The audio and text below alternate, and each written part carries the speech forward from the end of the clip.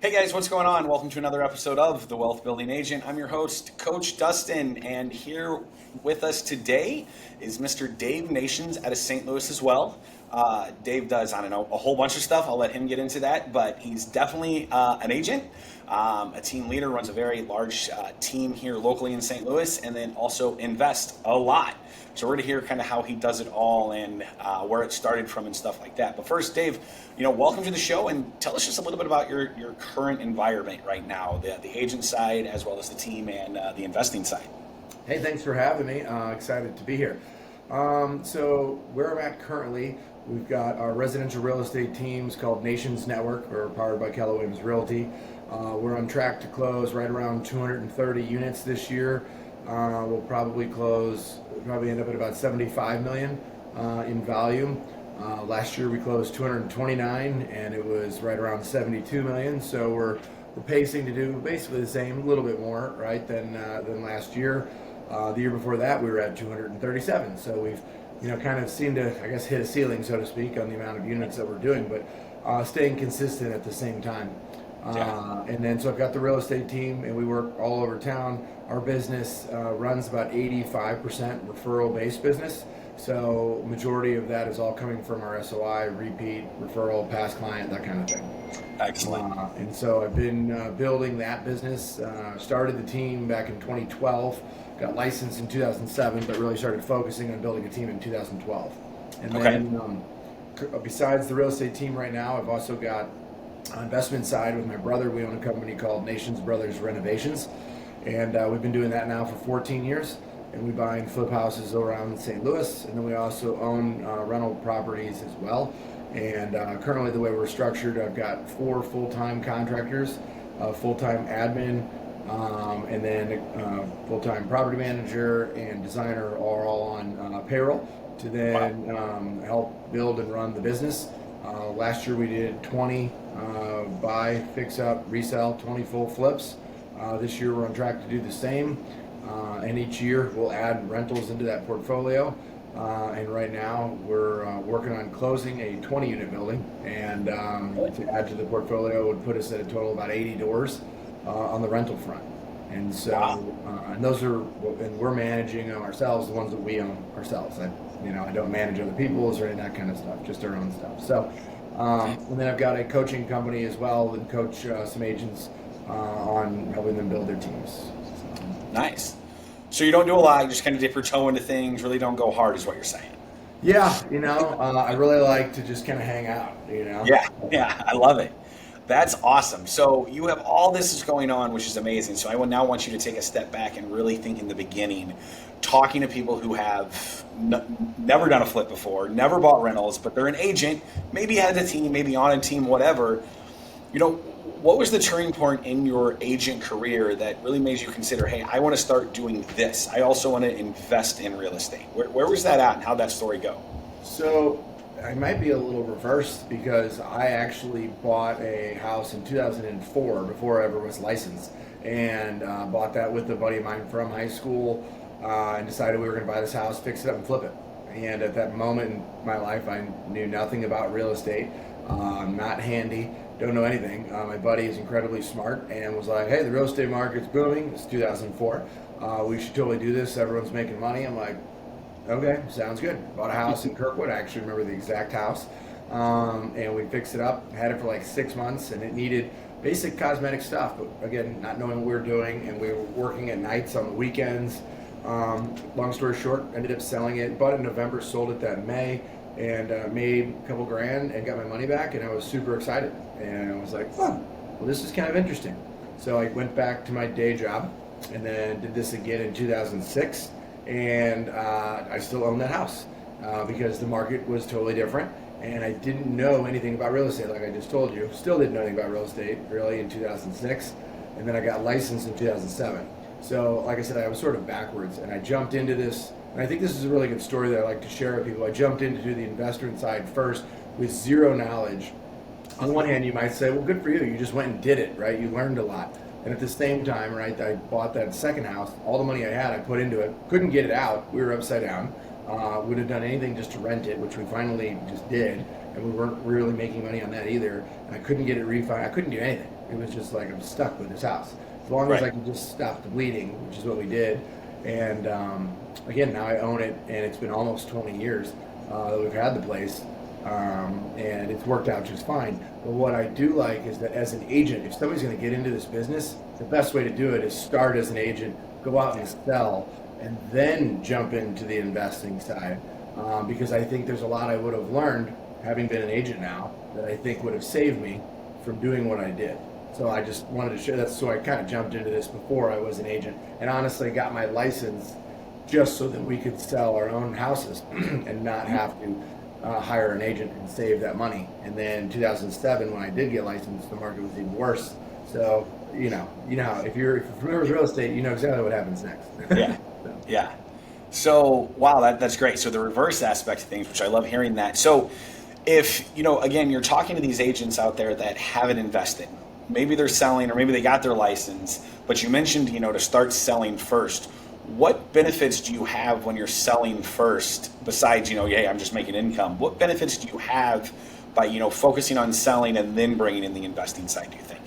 Yeah, in my mind, you're getting a paid education, right? I'm going to get paid as an agent to go out and look at houses, to go show houses, to go list houses, and I get to go in all of these places, right? So then when I do put them under contract, and I start really looking at comparables, I start to become an expert in certain areas. I just get more of that experience, right, from buying and selling. I get to see the condition of them. I'm also going in all kinds of houses. So I'm going to go in other people's homes that are rehabbed. I can see, what does these rehabbed houses look like? What's the quality of them? What kind of work are they doing to them? Are they just putting in new carpet and paint, or are they like gut renovating them, right? And I think you get to pay attention to all those data points along the way. You help other people, sell their house, buy a house, and you get paid for it.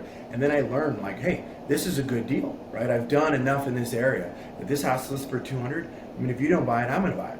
You know, and you get to a point where, because you've been paid and you do well and you understand this, now you have the money to then go buy it, and you've got the knowledge, right? Because I've been able to educate myself along the way. And I think one thing I did early on was in St. Louis, the neighborhood in Kirkwood was an area that I grew up, and I would just log in every day to the MLS and study what went on the market, what sold, what went under contract, and to this day I still do that. But by doing that and finding an area that you really like, you find a niche, right? So then when you do come across that deal that pops up, you're like, oh man, that's a good one right there, right? That one I should go look at, because you don't find a house for that price. It's either it needs to be torn down or rehabbed or whatever, but it's studying that. And I think being a realtor forced me to have to learn a lot of those things. And you get to, like I said, you get to go see so many houses. The other best part about this I haven't even said yet is when you go on listing appointments, right? You're the first person in the door. So what happens? You may find out that they actually have to sell immediately. They're going to lose the house to the bank. They got transferred. They inherited the house and they live out of state and they don't want it. Those are all huge opportunities for me as a listing agent that might be able to say, hey, I'll buy it from you, and make them a fair offer, fair terms, and if it works for them, then boom, there you go, right? Yeah. So that's where I think the realtor advantage comes into play. Sorry. Yeah. And I love that you just said what you said at the listing appointment, because you're the first person in the door. And one of the things that I think that investing, becoming an investor, or at least knowing how to invest, is you just have all these tools in your tool belt that an agent that doesn't invest doesn't have.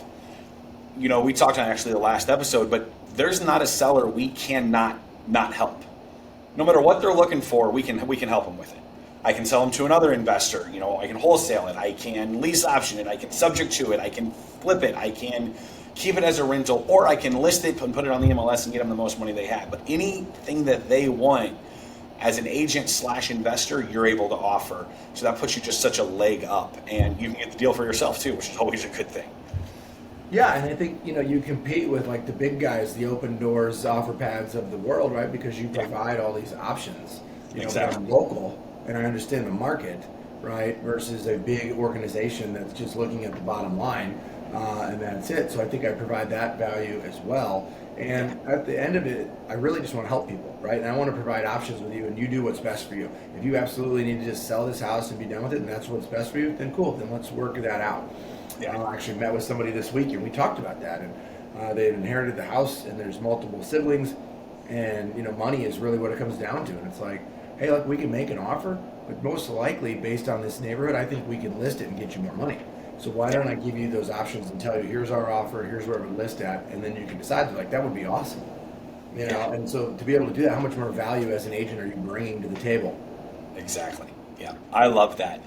So, I mean, it sounds like you do a little bit of everything when it comes to investing. So you have rentals, you have fix and flips, or you fix and flip. Is there a strategy you prefer, or do you just kind of do the whole gamut with it? And how do you pick those? We pick the flips. Or I want to pick it, I want to flip, or I want to do a rentals, or. So, with having the crew on payroll, right, we got to make sure I've got inventory to keep going. Right. So I think first and foremost, we're usually flipping. The whole reason we got into flipping was to generate income, to then put back into the company, to then have money, to then go buy rentals. Yeah. Right? And, I know it's working, like I said, because we have a 20 unit under contract currently, and which, that money to purchase it is being funded from the houses that we flipped over the years, right? So our whole philosophy was to do flipping, generate cash, so then we can acquire rentals and eventually have a large enough portfolio that then we're able to, live off of that income that's coming in from rents, create appreciation and all the benefits you get from owning rentals, and that become the retirement fund for my brother and I. So right now we're going in and mainly looking at, hey, how do we buy and fix this up? What's it going to cost? What's it going to look like? Certain areas we will also look at, like, hey, what it would look like if we kept this as a rental. And then we'll sit and, and we'll rehab it. And I think it's just analyzing kind of where we're at that time of year. This year, we've only kept one as a rental. So honestly, if we weren't buying this multifamily, the few that we're doing right now, I think we'd probably keep as rentals, because the goal is to continue to add to that portfolio and not just sell everything. And again, it's targeted for certain areas for us, certain ones that we really like, and we can continue to acquire in those areas and sit on them over time, just because the values will continue to climb pretty significantly. Yeah, no, I love that. So how do you balance it? How do you balance being, going in as the agent or going in as the investor? I mean, are they separate hats, or do you just make them, it's a front and back kind of thing when you're wearing these hats? How are you balancing all that? Sure. So, on the investment side, I think the thing is when we get leads from that angle, we go in as the investor. We go in and say, hey, I just looked at another one today, and it's like, let me go in and just walk the property and see what I'm looking at, and then go back and look at numbers, and then, either call them or set up a time to go back and meet with the homeowner and say, hey, here's what I've got. This is what we're looking at. I can buy the house cash as is, no inspections, no repairs, close whenever you want, try to work out terms with them. But if money is what's most important, here's our price and here's where we're going to list it at. So it's just being upfront with them and letting them know. Now, if it's going to go the listing route, and I already know that, perhaps after I've had enough conversations, or, we're able to see it, and I'm like, you guys, this is not a fixer-upper, we really should just put this on the market, then I would bring in a team member from my team and integrate them into that conversation, and then that's where, I'm going to have Jim or Lisa or Nikki or somebody come in and then take over that conversation, and now they're working with them, and then they'll take it and run with it on the listing side. Love it. If we're buying it and we're going to fix it up, then I'll put together the paperwork, we'll get it under contract, and then we'll send it off, and then we'll get that thing done, and then it goes to my brother and the team, and then they start doing what they do with it on the rehab side. Nice. So you're big into leverage, which I love. Let's talk to the people who don't have those team members yet. How would you help them, or how do you think they should balance doing both? Right? I need to lead generate for listings, but I also want to, do a flip. How can they balance all that? So I think the first thing is, if you're going to do a flip, I mean, obviously, let's make sure, do we have the funds, or do I have the ability to take down the house? That's number one.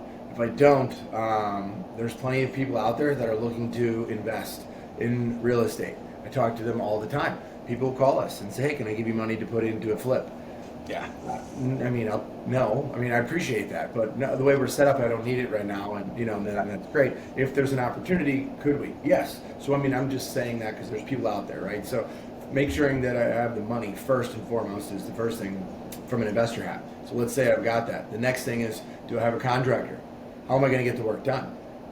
Personally, if I'm going to be a realtor and an investor, I think I would hire the contractor to come in and do the contractor job, not come in and do the work myself and be a realtor. Because from what I have seen from being in this business, agents who decide to go do the work themselves, their real estate business tanks because they're spending all of their time fixing that house, painting, demoing, at Home Depot, buying all the materials, whatever it is that has to get done, it has to get done. I get that. But now, in my mind, I'm not making any more money. I've just shifted around where my money is coming from. Instead of it coming from the realtor side over here and selling and closing deals, that business just went down, right? Because I stopped working it. And now I'm over here working this rehab, so then when I sell it, boom, I make this money. So perhaps maybe I made more than I would have if I sold some houses. I don't know. But how can I continue to sell? And then I bring in the right people. So finding a good general contractor to come in and trust their crew to come in and knock it out for me. And then I work directly with that contractor and make sure he's getting the job done so that I can keep realtoring. That is a form of leverage. I just don't have to pay them and put them on payroll. I just have to make sure I got the right guy. Yeah. So I think it's lining up that I have somebody good, for the contractor as well, especially again, if I'm going to go in and then buy something, can I bring them along? Say, hey, Dustin, come with me, take a look at this property. Tell me what you think.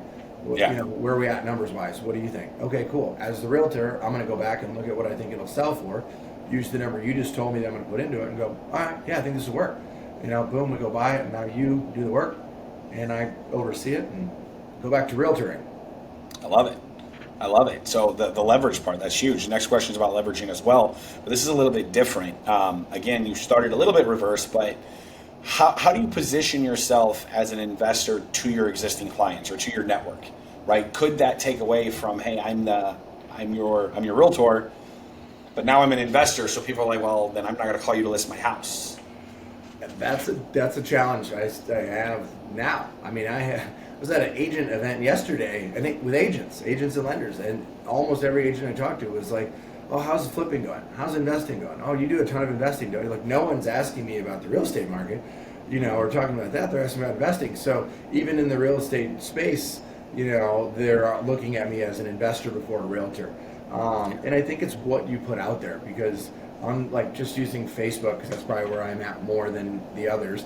I put pictures of me with my family at Blues games, whatever. But then, if it's work related, a lot of times it's the before and afters for my flips, right? Yeah.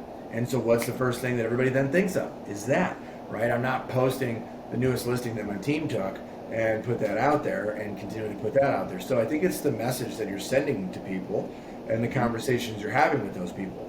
A lot of my close friends that I talk to in family, naturally the investment side always comes up. Everybody loves to talk about real estate investing. So that's what I think everybody thinks about, and then how's the market? Second, but no, and I've had people that'll call me, this is so annoying, but people will call and be like, hey, we just bought a new house. Would you come over and do our kitchen? I'm like, well, why didn't you call me? They're like, oh my God, I forgot that you're a realtor.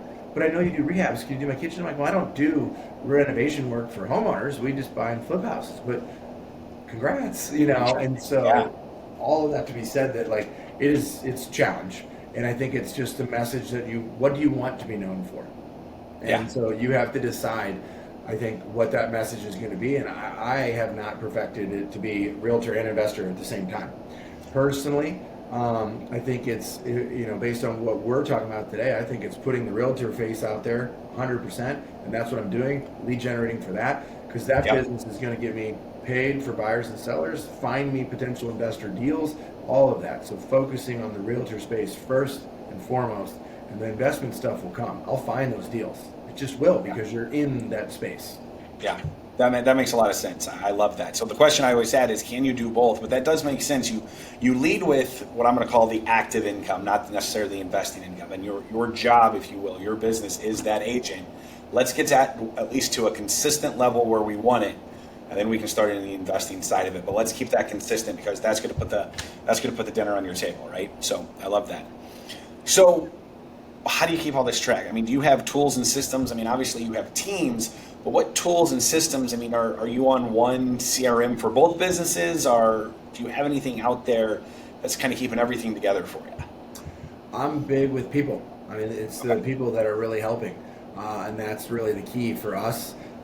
We do have a CRM for our real estate team. We use Brivity, and that's where we house all of our contacts and leads and drip campaigns and market reports and all the things are in there. Renovation side is actually pretty basic. Majority of our business on the renovation side comes from word of mouth.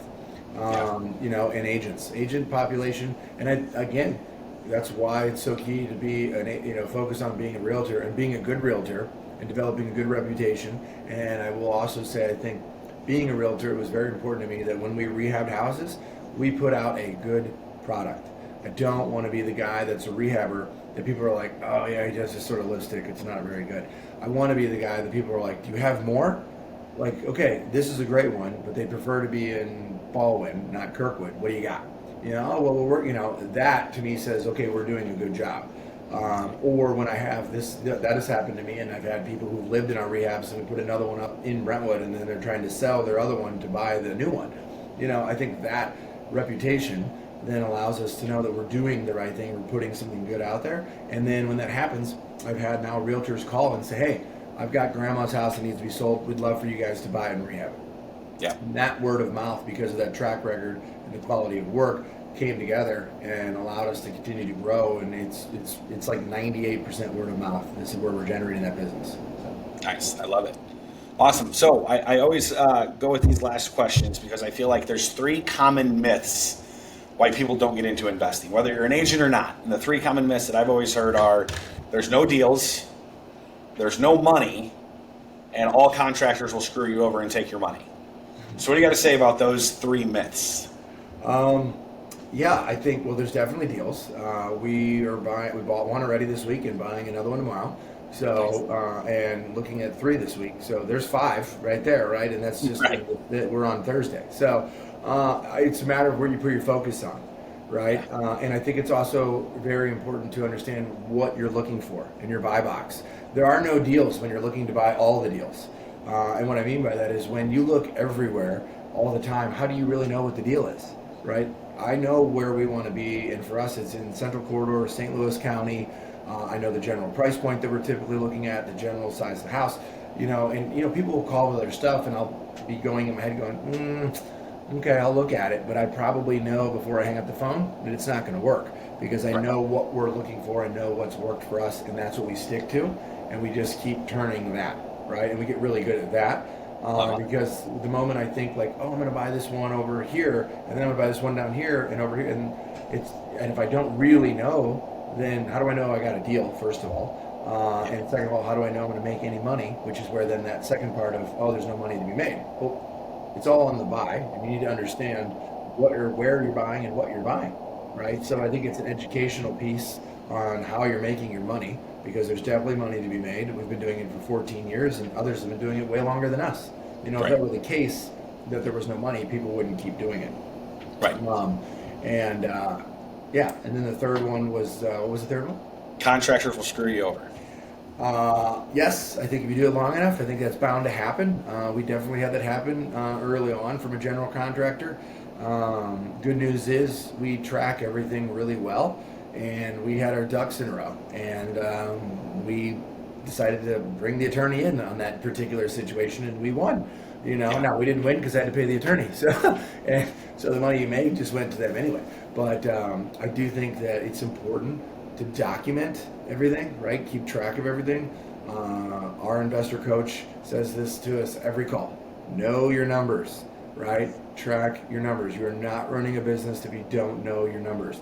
So know what you spend, know what your budget is, what is your contractor telling you they're going to have, do you have an agreement in place, get references, go look at their work, be careful how much you put down, all of those things. Check, I don't know, Better Business Bureau, wherever, reviews, Google, just do your homework, right? Unless you get a really good referral and it's your, or it's like a family member or somebody that you just trust. That's the key component in all of this being successful, is bringing on a contractor that you trust, bringing on one that knows what they're doing, that does good work. There's so many components to that, because the really good ones are typically not available tomorrow, right? I always say, like, if they can show up tomorrow, then, I'm glad, because I want to get it done tomorrow, but at the same time, like, why aren't they busy?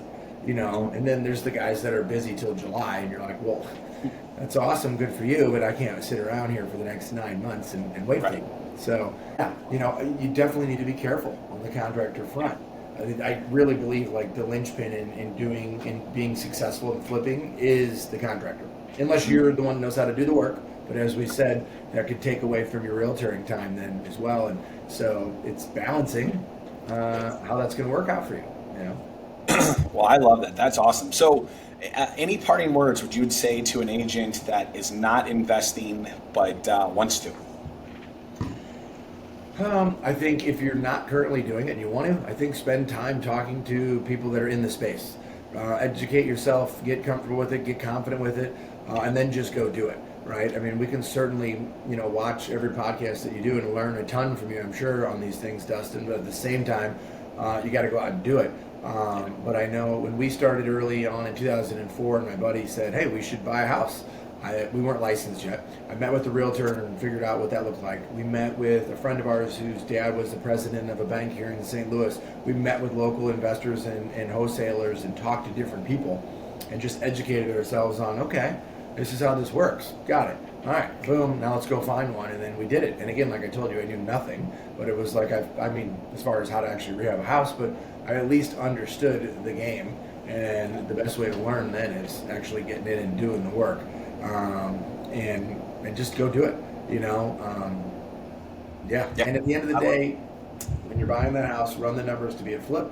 Look at it from a rental, because if it doesn't sell, like my second rehab, can I get it rented? And it's turned out to be a phenomenal rental, for a really long time. Have a backup plan, as well. And I'm an incredibly optimistic person. So maybe align yourself with somebody who's opposite of that. That helps balance you out as well. I think everything's going to work out every time, all the time, and it's going to be great. My brother is a little different in that space, and I'm not like in a negative way, but he looks at things differently. Catherine, who's my partner with the real estate team, on a scale of 1 to 10, she's like a 0.1 optimist. I'm like a 9.9. But we balance each other out, right? Right. So it's, having somebody in your world that also helps control the other side of that. So then, you kind of stay in the middle. Yeah, that's awesome, man. Well, thank you so much for doing this. Like, again, our goal is to, get more agents to invest because we're on the front line as agents. So why don't we take a part of this, just, the phenomenal wealth building activity. So I appreciate your time today. How can people find you? Nations-network.com is our website. Right. You can email me, dave@nations-network.com. You can call me, 314-956-1047. The number's out there, right? We're realtors, so you can just type my name in Google and find it. Awesome, man. Well, thank you so much. We appreciate this, and then we'll see you guys, everybody, next week. Thanks. Thank you.